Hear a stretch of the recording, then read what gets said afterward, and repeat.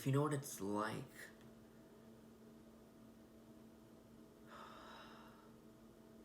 to have the worst thing that could possibly happen to you,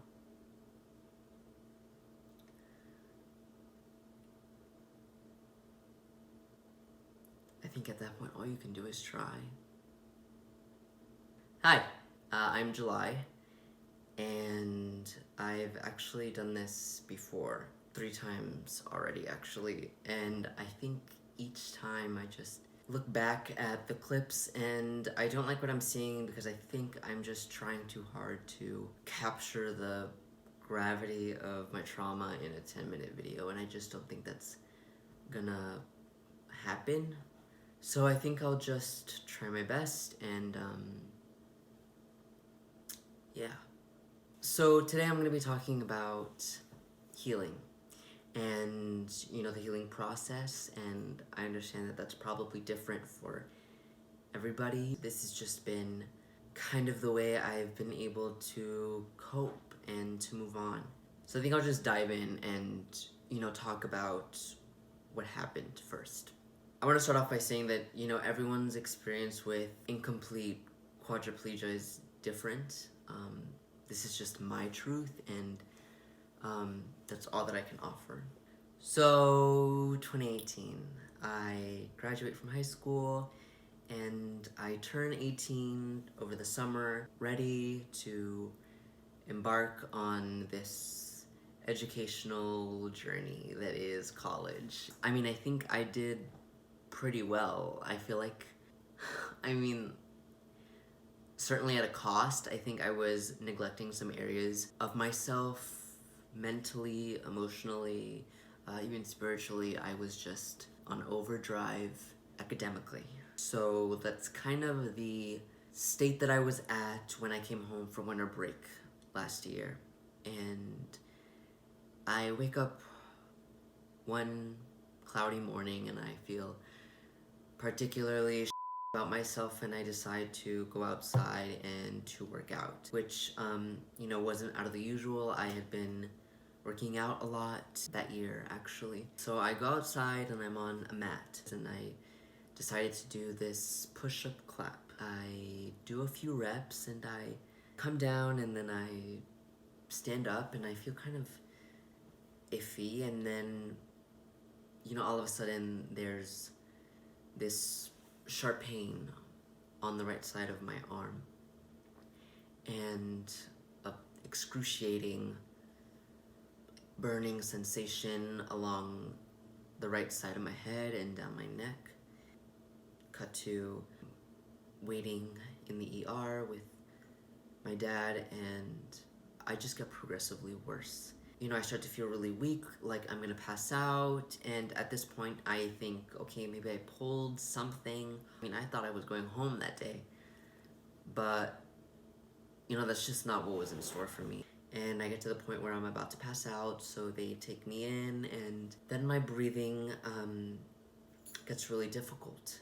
They thought I was having a panic attack, but I told them, no, this is not a panic attack. I've never had one, and I don't see why I would be having one. All I knew was that I was in incredible pain. So they say, okay, let's put you in an MRI. I just remember it felt like the longest 15 minutes of my life. It felt like a claustrophobic nightmare, like I was terrified. I just remember wanting to breathe so bad, and things get kind of hazy, but I remember getting to a room. The head of neurosurgery walks in and he says, I took a look at your chart and your results, and he said to me, you had a spinal infarct. And he said, I don't know why. I don't know why it happened. It shouldn't have happened, he said, and it wasn't supposed to. You're a perfectly healthy 18-year-old, and here you are, a stroke patient. So I was at a local hospital for 2 days, and I tried really hard to breathe on my own, but I wasn't cutting it. And a nurse sat with me. He said, you know, we've tried everything. We have you hooked up on these breathing machines, and all that's left is intubation. And that was really a moment that sticks out for me because it was just such a letdown. I mean, like I grew up watching Grey's, right? Like I watched Grey's Anatomy. I know what this is, you know, like I know what's next, the uncertainty, and just I was so filled with fear, and I just thought this shouldn't be happening to me. I thought, why is this happening to me? You know, I just felt so tired and so weak, and I didn't want to try to breathe anymore. I was 18, it was up to me, and I said, okay, do it. You know what was going on in my parents' head? I can't imagine. Obviously, I don't remember them intubating. They put me in this induced coma, and I was under for about a week, just until after surgery. And the surgery was a tracheostomy. So they make an incision in your neck. They put a breathing tube, and it connects to a ventilator, and it breathes for you. My experience with narcotics was not pleasant. I just remember knowing in my spirit that something was wrong. It just manifested itself in these terrible hallucinations. It was like they were literally traumatic on their own, and they weren't even real. So they began to wean me off these drugs. I remember now that I would come into a lucid state. I would see this foreign object coming out of my neck.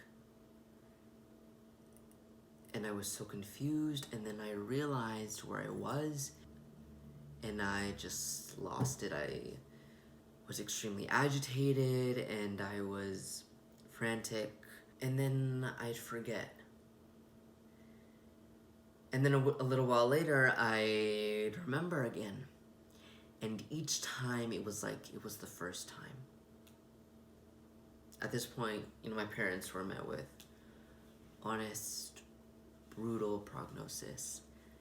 I was not expected to make a full recovery. They said I probably would never walk. I probably wouldn't even be able to feed myself. I may never swallow food again. I might have to be fed through a tube. I probably would not breathe on my own again. You don't think you're gonna have to learn to walk again at 18, but I did. I mean, after a week, I couldn't even sit up. I couldn't move anything. I was paralyzed from the neck down. I was so dizzy, so weak. But a week turned into a month, and then 2 months, and after 2 months at Children's Hospital, I was walking on my own, and I was breathing off of the ventilator during the day, and you know, I just passed this test that proved that I could swallow food again. So no more tube through the nose. I mean, I was just so heartbroken at this point that really, without my parents, I would not have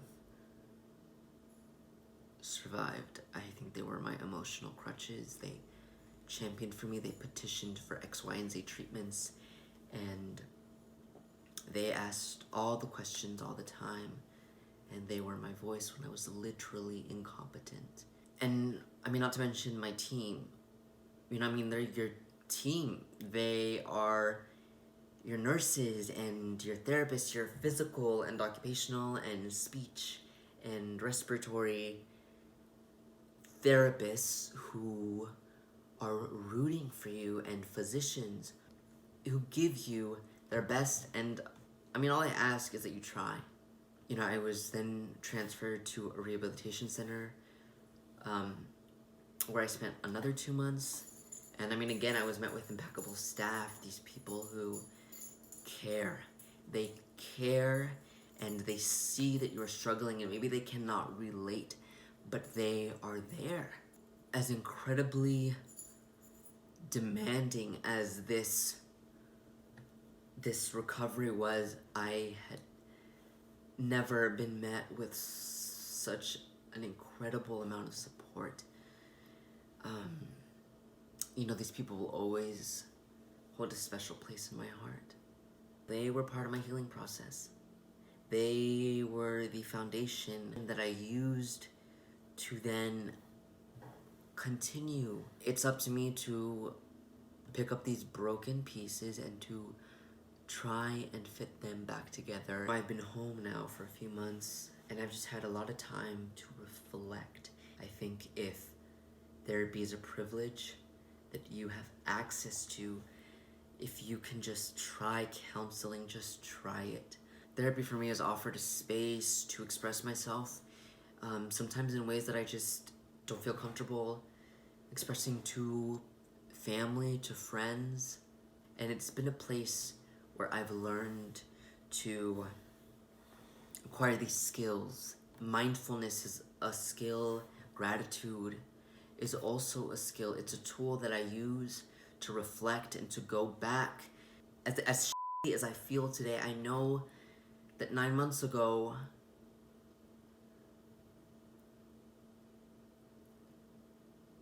I could not,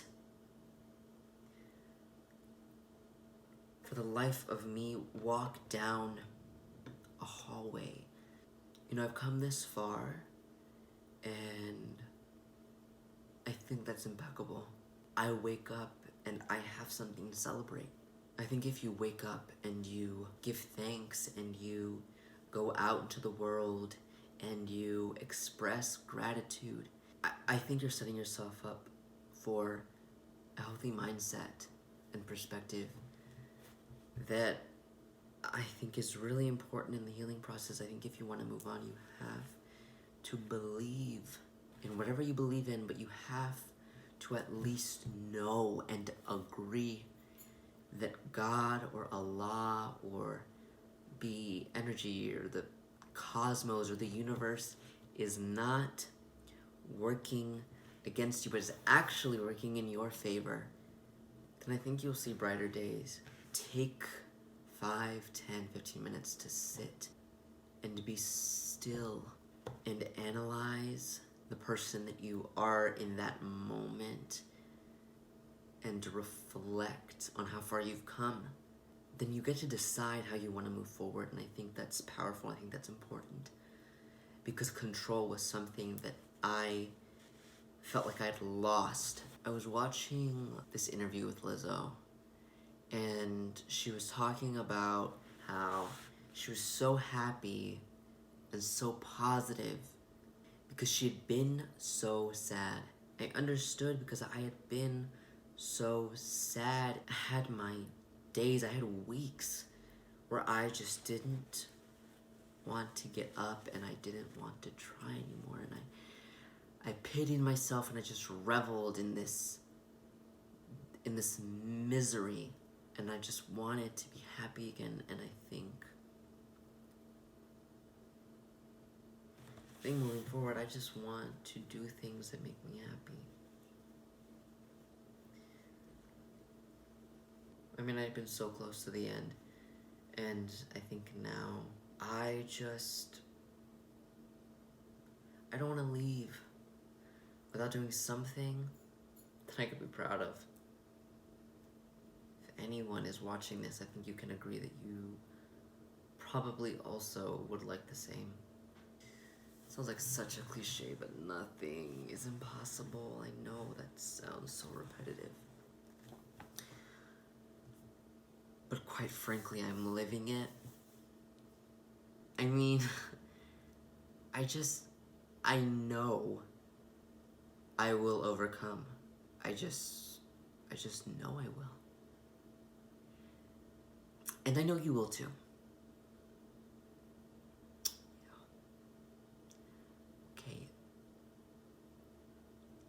This was cute. I like